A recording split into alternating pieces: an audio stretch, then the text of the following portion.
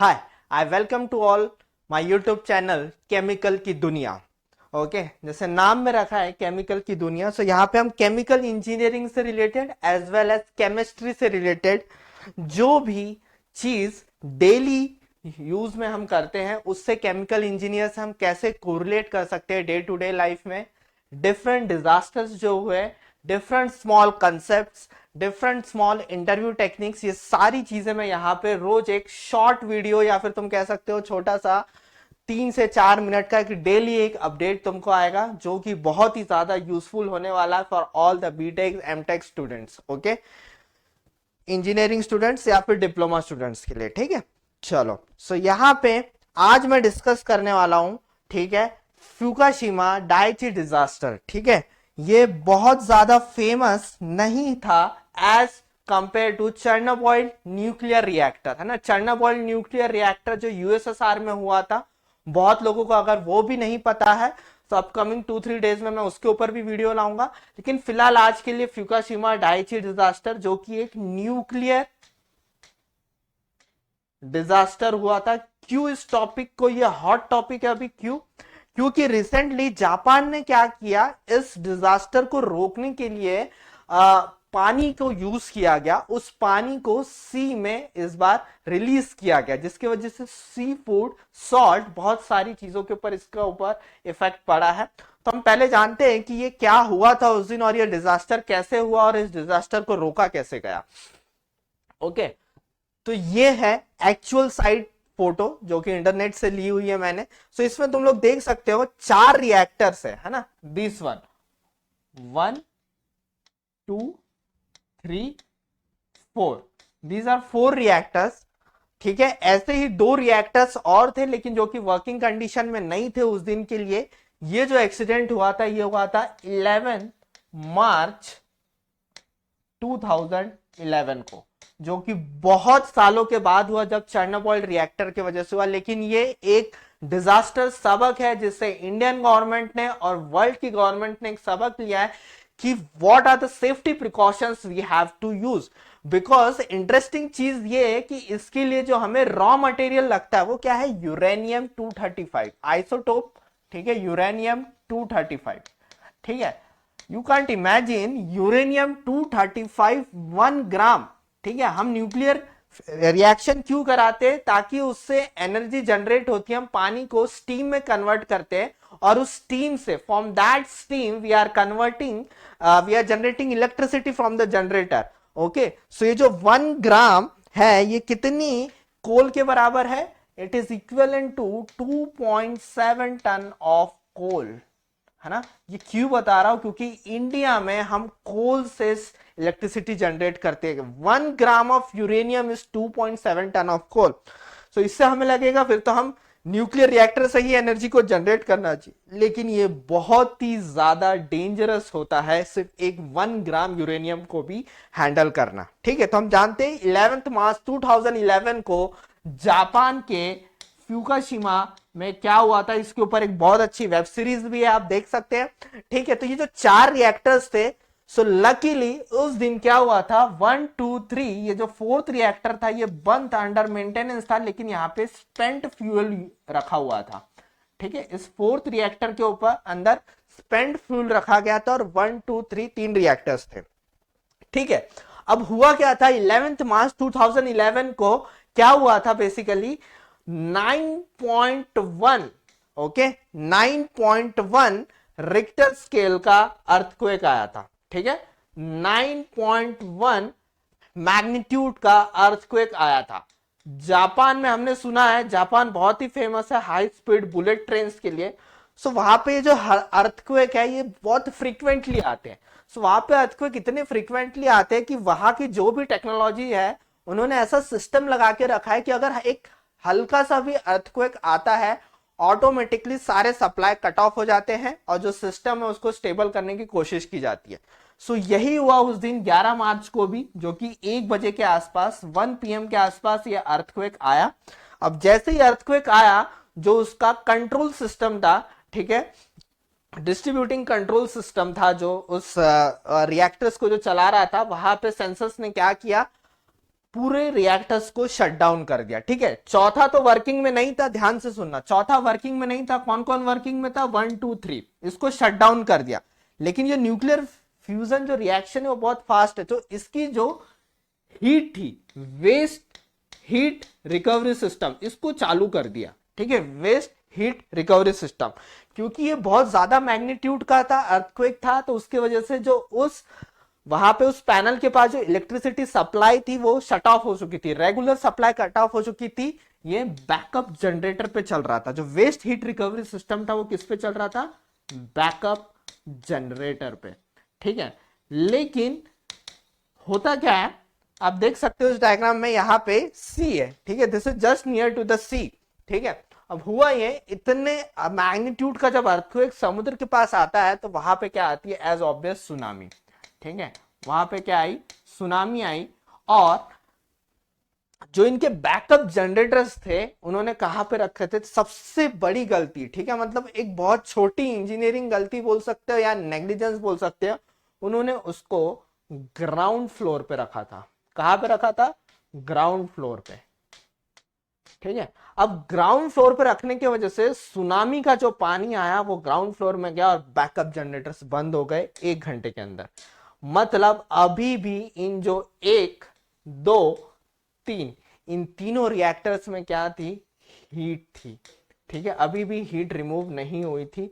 ठीक है, अभी भी हीट यहां पे रिमूव नहीं हुई थी, जो कि बहुत ही डेंजर चीज थी। ठीक है, और यहां पे जो रिएक्टर यूज हो रहा था वो कौन सा था? BWR, boiling water reactor. एक दूसरा रिएक्टर भी होता है प्रेशर वाटर रिएक्टर। ठीक है, ये हाई प्रेशर में यूज होता है। यहाँ पे अप्रोक्सीमेटली 150 बार तक प्रेशर रहता है और यहाँ पे 75 बार अप्रोक्सीमेटली प्रेशर रहता है। ठीक है, अब यहाँ पे वेस्ट हीट रिकवरी सिस्टम क्या था? जो हमारी हीट है, ठीक है, ठीक है, जो हमारी हीट है उसको हम रिकवर करने के लिए क्या चल रहा था? जनरेटर से हमें पानी डालना था उसके अंदर। ठीक है, और पानी से वो क्या बन जाता? स्टीम बन जाता, और स्टीम को हम रिलीज कर देते। लेकिन क्योंकि बैकअप जनरेटर्स हमारे बंद हो चुके थे वहां पे, ठीक है, उस दिन एक्सीडेंट हुआ, उस दिन बैकअप जनरेटर्स बंद हो गए। क्यों? क्योंकि सुनामी आ गई अर्थक्वेक के बाद।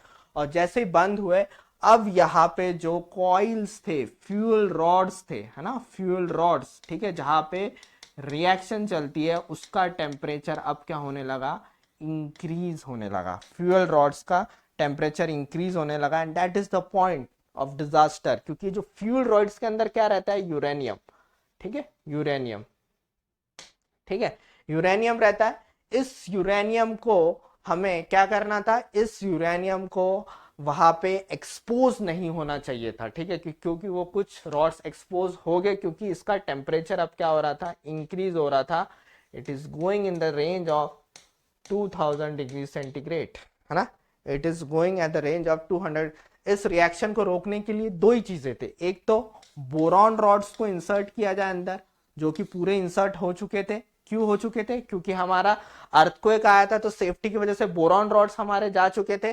ठीक है, लेकिन पानी भी चाहिए था, क्योंकि जो हीट वहां पे डेवलप हुई है, जो जनरेट हुई है, उसको निकालने के लिए पानी ही एक चीज थी जो उसको रोक सकता था। लेकिन पानी को चलाने के लिए किसकी जरूरत थी? जनरेटर की। लेकिन जनरेटर कहां पे डूब चुका था? पानी के अंदर, क्योंकि वहां सुनामी आई थी। ठीक है, अब दिक्कत वाली बात क्या होती है? यहाँ यूरेनियम है। ठीक है, जो रॉड्स होती हैं इनको बेसिकली बहुत ज्यादा प्रोटेक्शन दी जाती है, 3 लेयर प्रोटेक्शन दी जाती है। पहला जो लेयर रहता है वो जुर्कोनियम अलॉय। ठीक है, जुर्कोनियम अलॉय रॉड दी जाती है। सेकंड जो रहती है इसको स्टील का प्रोटेक्शन दी जाती है। ठीक है, स्टील। और थर्ड रहता है हमारा कंक्रीट। ठीक है, इतने प्रोटेक्शन से ये रहता है ताकि ये एक्सपोज नहीं होना चाहिए। ठीक है, ताकि ये एक्सपोज्ड नहीं होना चाहिए। ठीक है, इसलिए इसको 3 लेयर प्रोटेक्शन हमें देना बहुत ज्यादा जरूरी है। जुर्कोनियम का क्या होता है? जुर्कोनियम की एक रिएक्शन है, अगर वो H2O के साथ रिएक्ट करेगा, क्योंकि जुर्कोनियम तो H2 के साथ रिएक्ट करने ही नहीं वाला था अकॉर्डिंग टू द डिजाइन, जिसने भी डिजाइन किया, क्योंकि उसको तो पूरी सेफ्टी दी गई थी। लेकिन क्योंकि इसके कांटेक्ट में क्या आना चाहिए था, पानी आना चाहिए था, पानी स्टीम में कन्वर्ट हो जाता, स्टीम जनरेटर को चलाता और इलेक्ट्रिसिटी प्रोड्यूस होती। लेकिन बैकअप जनरेटर्स बंद थे, मतलब पंप बंद हो गए, यहाँ पे पानी नहीं आ रहा, इसका टेम्परेचर 2000 डिग्री सेंटीग्रेड पे पहुंच गया, और इसने क्या दे दिया, H2 दे दिया, हाइड्रोजन दे दिया। And we know that hydrogen is explosive, है ना, we know that hydrogen is explosive. ठीक है, अब ये हाइड्रोजन अगर सीधा एटमॉस्फेयर में रिलीज होता है, मतलब H2 अगर ऑक्सीजन के साथ रिलीज होता है तो क्या होगा, हाइड्रोजन अगर ऑक्सीजन के रिलीज साथ होता है तो क्या हो जाएगा, एक्सप्लोजन होगा। And this is the reason कि फर्स्ट एक्सप्लोजन जो रिएक्टर में हुआ वो इसके वजह से हुआ। ठीक है, क्योंकि हुआ क्या, जो रिएक्टर्स रहते हैं उसके अंदर फुल सेफ्टी दी गई थी, उसके अंदर हमने नाइट्रोजन गैस को भी रखा था। ठीक है, उन्होंने नाइट्रोजन गैस को भी रखा हुआ था, लेकिन क्या हुआ कि उसने जो उसकी एग्जॉस्ट लाइन थी, ठीक है, नाइट्रोजन गैस क्या हुई, खत्म हो गई। जो एग्जॉस्ट लाइन थी, एग्जॉस्ट लाइन से हाइड्रोजन एटमॉस्फेयर में गया, और जैसे ही एटमॉस्फेयर में गया यहाँ पे क्या हो गया, एक्सप्लोजन हो गया। कहां पे हुआ सबसे पहले एक्सप्लोजन, रिएक्टर नंबर 1 पे हुआ। ठीक है, अब जो इनकी एग्जॉस्ट पाइप्स थी वो कनेक्टेड थी। ठीक है, 4 में क्या हुआ था, ठीक है, 4 तो में स्पेंट फ्यूल था, लेकिन अब हुआ क्या, ये एग्जॉस्ट पाइप से जो हाइड्रोजन था ये रिएक्टर नंबर 4 में भी चला गया, और वहां पे भी हमारा क्या हो गया, एक्सप्लोजन हो गया। इस तरह से 2 रिएक्टर्स में एक्सप्लोजन हुए। ठीक है, अब इस रिएक्शन को कौन रोक सकता था, सिर्फ पानी। ठीक है, सिर्फ पानी को रोका जा सकता था, लेकिन पानी को चलाने के लिए इलेक्ट्रिसिटी की जरूरत थी। और सबसे बड़ी चीज, पूरा का पूरा DCS system, that is distributing control system, जो कि कंट्रोल कर रहा था इन रिएक्टर्स को, that is totally black out. वहां पे कुछ भी नहीं था, नो कनेक्शंस, नथिंग। क्योंकि हुआ क्या था, अर्थक्वेक आया था, अर्थक्वेक की वजह से जितनी इलेक्ट्रिसिटी सप्लाई थे पोल्स ये हो गए थे, रप्चर हो गए थे, खराब हो गए थे, और पानी की वजह से सब कुछ तहस नहस हो चुका था। तो उनके पास कुछ भी नहीं था, कुछ भी नहीं था इसको रोकने के लिए। कोई गाड़ी नहीं आ सकती थी, कोई हेल्प नहीं आ सकती थी, कुछ नहीं आ सकती थी। ऐसे करके एक दिन चला गया। एक दिन के बाद में बहुत मुश्किल से एक कंस्ट्रक्शन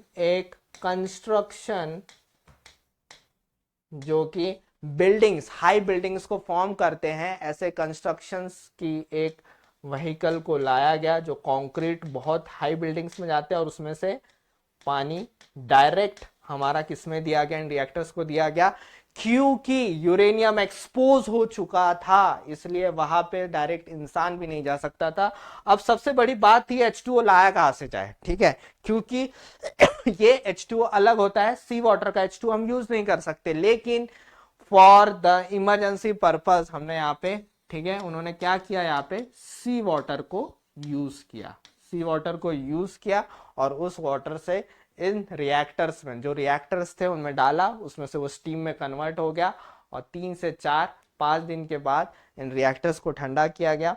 अब दिक्कत क्या आ गई थी, ये जो वाटर यूज हुआ था, सी वाटर, क्योंकि ये एक्सपोज हो चुका था यूरेनियम में, रेडियो एक्टिव मटेरियल के साथ क्या हो चुका था, एक्सपोज हो चुका था। क्योंकि अब ये रेडियो एक्टिव मटेरियल्स के साथ एक्सपोज हो चुका था, इसको डायरेक्टली डिस्चार्ज नहीं किया जा सकता था सी वाटर में, इसलिए इसकी ट्रीटमेंट दी। अब ट्रीटमेंट कैसे दी, ये मैं इसके लिए एक अलग से वीडियो बनाऊंगा। ठीक है, इसको ट्रीटमेंट दी, और रिसेंटली 1 to 2 मंथ्स बैक इस वाटर को आफ्टर ट्रीटमेंट सी में रिलीज किया गया। But still there are objections from the China. जो भी उस कोस्टल रीजन के पास जो कंट्री थी, उन्होंने सॉल्ट खाना बंद कर दिया, उन्होंने पहले जो सॉल्ट निकला था उसी को यूज किया, उन्होंने सी फूड को खाना बंद कर दिया, क्योंकि तुम एक रेडियो एक्टिव मटेरियल वाले पानी को हम क्या कर रहे हैं, सी लेवल में डिस्चार्ज कर रहे हैं। लेकिन आफ्टर ट्रीटमेंट किया गया, जापान गवर्नमेंट ने कहा कि वो सेफ है, लेकिन उसमें कुछ थे बैड रेडियो एक्टिव मटेरियल जो कि पूरे ट्रीट हो चुके थे, लेकिन but according to other countries वो सेफ नहीं था। सो इंपॉर्टेंट थिंग इज कि डिजास्टर का मेन रीजन क्या है, कंक्लूजन क्या सीखा इससे दुनिया ने। ठीक है, क्योंकि चेरनोबिल के बाद ये सेकंड सबसे बड़ा डिजास्टर था, और ये जो हमारा चर्नोबिल था उससे 7 to 8 टाइम्स बड़ा हो सकता था अगर यहाँ पे पानी को सही टाइम पे नहीं दिया गया था। सबसे बड़े सीख जो सीखी इससे यहाँ से कि हमारा सुनामी आने के बाद जो हमारा बैकअप प्लान है ना, सुनामी आने के बाद जो हमारा बैकअप प्लान है वो ग्राउंड फ्लोर पे नहीं होना चाहिए, ठीक है, वो वेल इक्विप्ड होना चाहिए। In any case there should not be any chance of 0.01% कि हमारा बैकअप प्लान फेल हो जाए, क्योंकि ये एक न्यूक्लियर रिएक्टर है। इसके बाद इंडिया के में जो न्यूक्लियर रिएक्टर है ट्रॉम्बे में, उसमें भी उसकी सेफ्टी बढ़ाई गई, पूरे बैकअप प्लान्स को फिर से एक्टिवेट किया गया, फिर से देखा गया कि जो हमारे रिएक्शंस को जो जो रोक सकते हैं वो पैरामीटर्स कौन से हैं, और उनको अच्छे से ये किया गया, ठीक है, उनकी फिर से पूरी चेकिंग की गई। तो इस तरह से हुआ, ठीक है। तो ये एक था कि किस तरह से सेफ्टी यहाँ पे लेना बहुत जरूरी है। एक छोटी सी गलती कि बैकअप जनरेटर्स को उन्होंने सिर्फ ग्राउंड फ्लोर पे रख दिया। अगर उस दिन वो बैकअप जनरेटर्स ग्राउंड फ्लोर पे ना होके 3rd या 4th फ्लोर पे होते तो ये जो एक्सीडेंट है ये नहीं होता, क्योंकि जब ये एक्सीडेंट हुआ रेडियस 20 किलोमीटर तक पूरा रेडियस खाली कराया गया था जापान का, ठीक है। 20 kilometre, you just imagine 20 kilometre कितना ज्यादा होता है, ठीक है, सिर्फ एक गलती की वजह से, ठीक है। क्योंकि सुनने में बहुत अच्छा लगता है 1 gram of uranium is will give you the energy equivalent to the 2.7 ton of coal, लेकिन 2.7 टन ऑफ कोल को ट्रीट करना जितना इजी है उतना ही हार्ड 1 ग्राम ऑफ यूरेनियम को ट्रीट करना है, ठीक है। सो बी सेफ, जब भी काम करो बी सेफ। एक छोटी छोटी गलती से कभी कभी एक्सीडेंट हो जाता है, ठीक है। चलो मिलते हैं नेक्स्ट वीडियो में। नेक्स्ट वीडियो हमारा रहेगा भोपाल गैस ट्रेजेडी। ओके, चलो, ओके, बाय।